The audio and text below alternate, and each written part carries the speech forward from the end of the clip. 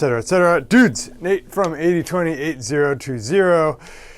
In a little bit of an intermittent fast, kind of accidentally, halfway accidentally this morning, forgot to bring some food to the practice studio, so if I pass out in the middle of this lesson, call the cops. No, in all seriousness, guys, I'm picking up where I left off with the last two installments. So just to bring you up to speed, 2 weeks ago we did Nate Smith's tune Skip Step. And then last week we did a beat or concept inspired by the sort of skip step beat, something I was playing a lot, which is something like...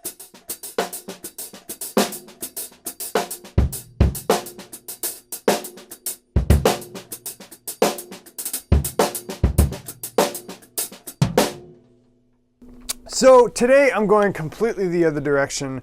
I promised you guys a lesson on the opposite of linear playing, which is this sort of funky drummer type of tradition. And I want to call out a few drummers, a few modern drummers who are using this beat a lot. So Questlove, Nate, Corey Fonville from Butcher Brown, and Anderson .Paak are all big fans of this sort of not linear, just opposite of linear, funky drummer type of tradition. So let's talk about a couple of the drummers that this comes from. One is Harvey Mason, another is Bernard Purdie. There are groups like Otis Redding, a lot of the Motown stuff, Sly and the Family Stone, Kool and the Gang, where a lot of this tradition comes from.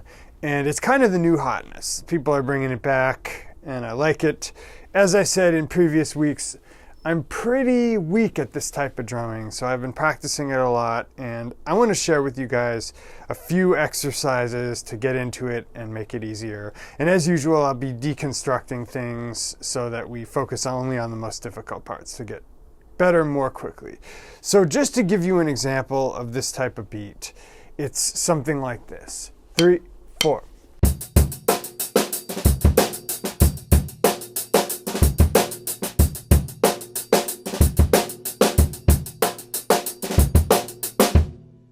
So, as we're going to discuss, there are 3 things that are primarily difficult about this beat. And we're going to take those in escalating order. So, number 1 thing that you want to practice and get out of the way for the funky drummer type beat is the drop catch stroke.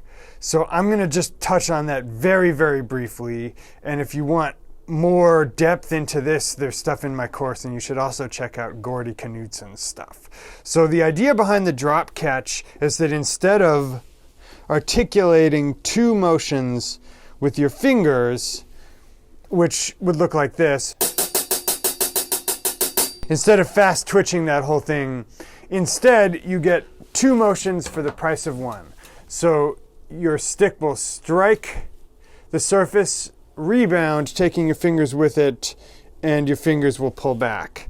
And in reality, it's a much less kind of conscious process, but it looks something like this.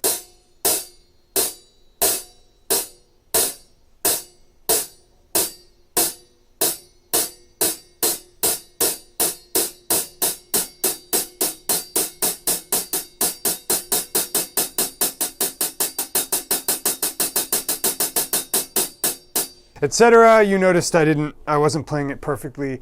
So a couple caveats about this. You can practice it on the pad, but when you watch people like Nate Smith or Anderson do this, actually they're not doing it a lot like Gordy does. They're kind of death gripping the stick and just using a wrist motion. So those guys have it down so well that it's kind of a fast twitch thing for them, but they're still using a little push-pull with it.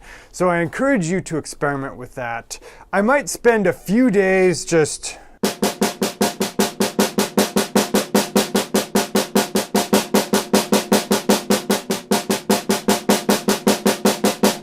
with it on the practice pad. You can tell my right hand's a lot stronger than my left with this. But then very quickly I would get into something like this.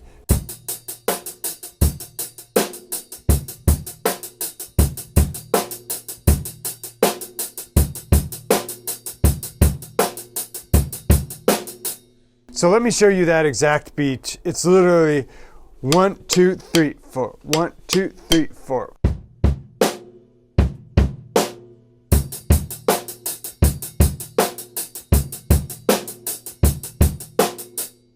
So you can do that, and if your hand is getting tired playing the drop catch, what I recommend is doing 1 bar of eighths, 1 bar of sixteenths. So it literally would be 3, 4.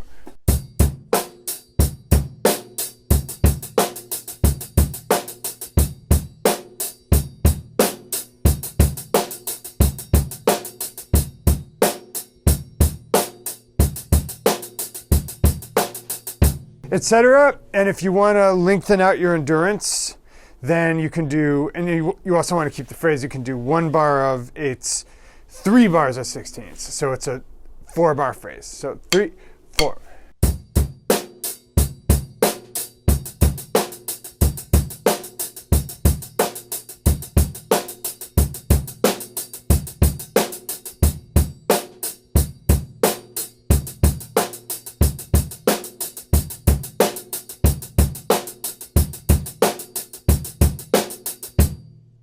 So what you're trying to do there is play the drop catch without your hand getting tired, and also line up your left hand and your right foot with the downstroke of the drop catch. But you're not yet worrying about the upstroke of the drop catch, and that's where we add our second level of difficulty, which is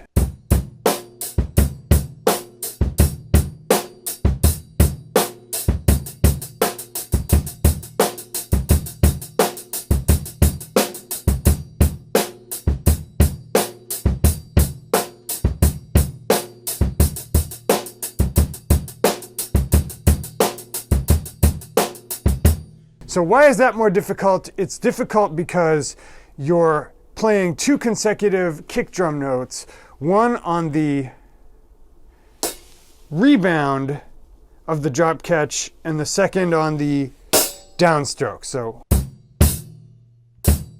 I wouldn't recommend practicing that in isolation. I would just recommend practicing it the way I've been showing you. So the more you drill these, this is a little sidebar, the more you drill these, the more you're going to see that as your right hand gets more fluid, you're also going to have some voicing and dynamics with it. So what's hip is to play the right hand a little bit softer than the rest of the kit.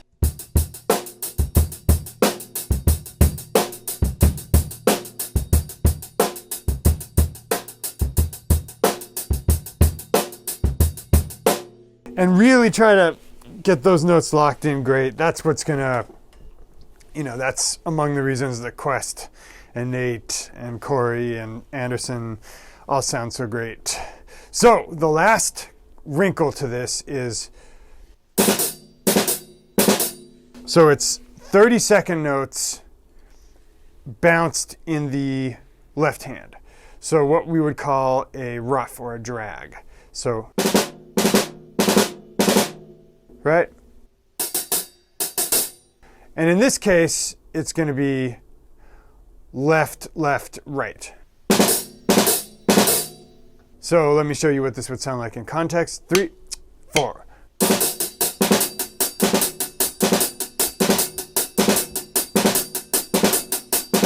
And that's going to allow you to play things like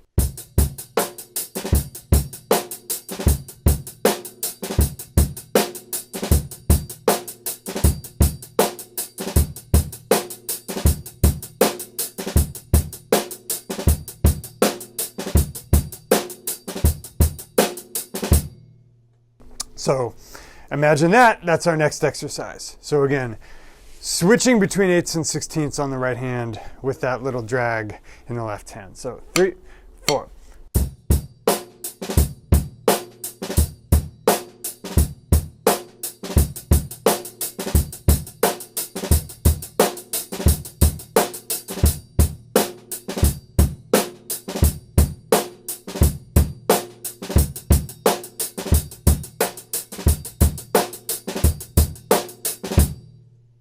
Okay, so if you want to put all of those together, i.e. the drop catch, the consecutive kick drum notes between the rebound and the downstroke of the right hand, and the little drags, you can play something like this.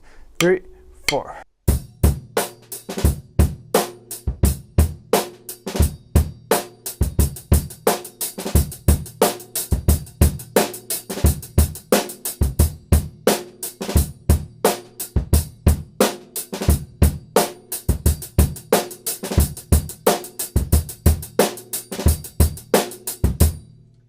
So if you practice that stuff and you're able to get it clean, then you're ready for the next step, which is improvising with this and playing offbeats and starting to do some of the really funky stuff. I think it's going to be a great tool because you'll be able to switch between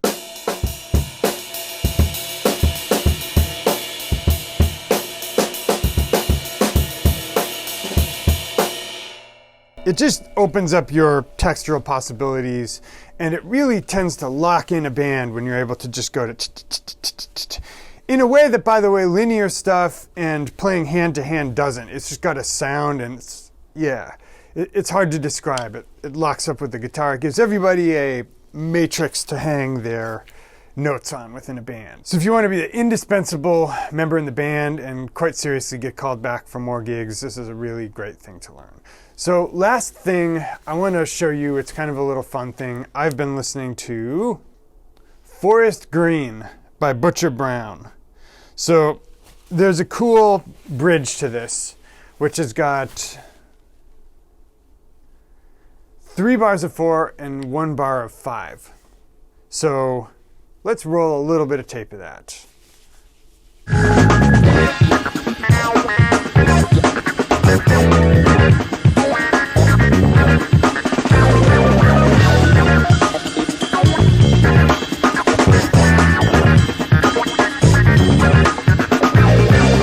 So it's a similar kind of pattern to that we just played. Of course, Corey Fonville is both the drummer and the band leader for Butcher Brown.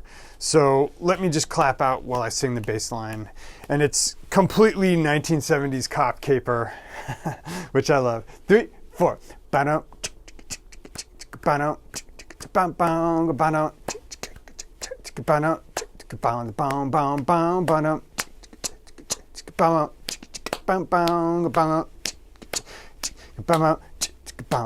ba-dum, ba-dum.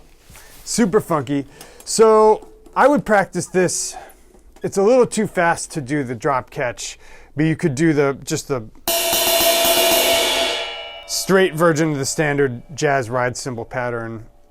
So I would practice it something like this. 3, 4.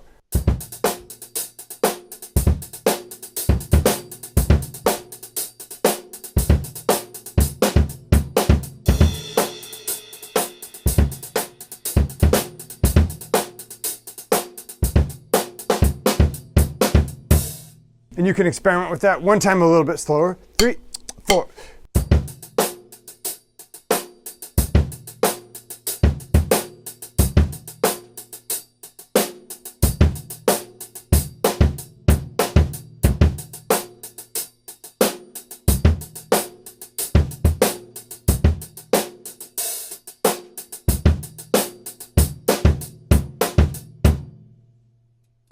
So hope you've enjoyed this one, guys. There's a lot of material for you to get into. You can listen to that Butcher Brown song and practice along with it after you've practiced some of this stuff, and I think it'll come out a lot better. Because I'm using some of Butcher Brown's intellectual property, I'm not going to make a direct sales pitch in this video, but I will say I've got a great free resource for you. 3 free videos in 3 weeks that'll improve your playing more in the next 3 weeks than it's improved in the last 6 months. If you're interested in getting a little bit deeper with me, go ahead and click the link below the video player. Download those 3 videos for free. Dudes, been real. We'll be back next week with another lesson of the week. Thanks so much.